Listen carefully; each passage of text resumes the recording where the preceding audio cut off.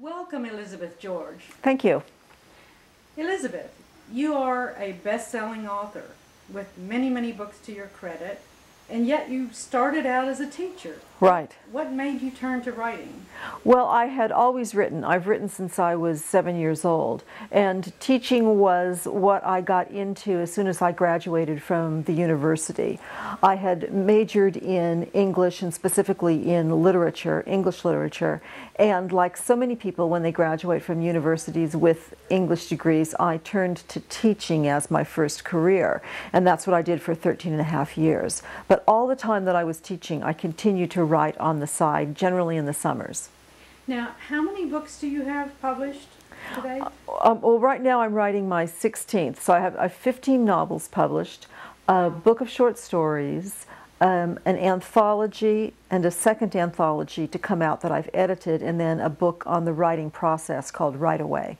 Ah, that's wonderful. And many of the books that you have written have become movies on BBC, right? Right. The BBC optioned what they call the Linley novels and did about, I think, 14 of them on television, and then branched out and asked permission if they could use Linley and Havers in their own series, and I agreed to that with a certain number of controls and allowed them to make, I think, between 6 and 8 Linley shows on their own.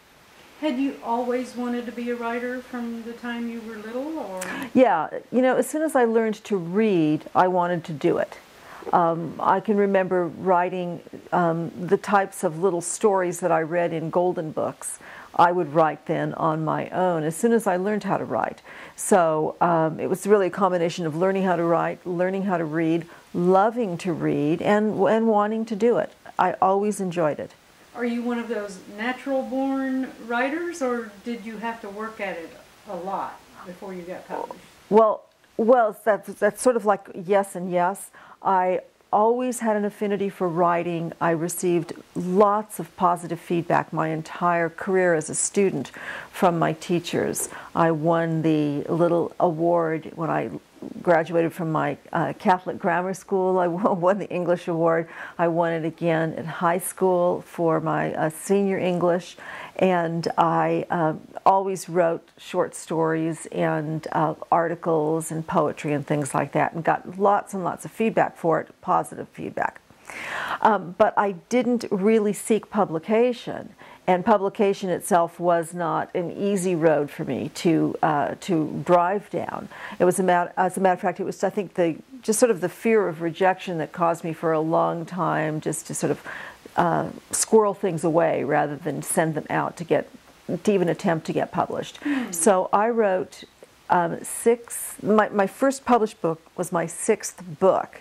It was my 3rd attempt at a British crime novel, but it was my 6th book. Wow. And tell us about that journey. I mean, how many rejections did you get? Well, the first group of books I didn't really even attempt to send out, the first 3. So I began my attempt at getting published when I started writing the British crime novels. So I wrote the first one, which I very wisely called Something to Hide, and that's what I've done with it ever since. And that book was rejected by everyone who saw it, but 2 editors gave me really positive feedback in New York, and they gave me guided feedback, specifically Suzanne Kirk at Charles Scribner's. She liked my writing, but she told me that the type of mystery that I was writing wasn't really written anymore, because I had sort of used an Agatha Christie approach. You see, I have never read a lot of crime novels. I enjoy writing them, but I read them very rarely, and mostly because there's, you know, it's a case of so many books, so little time, and there's so much to read, and I try to read very widely.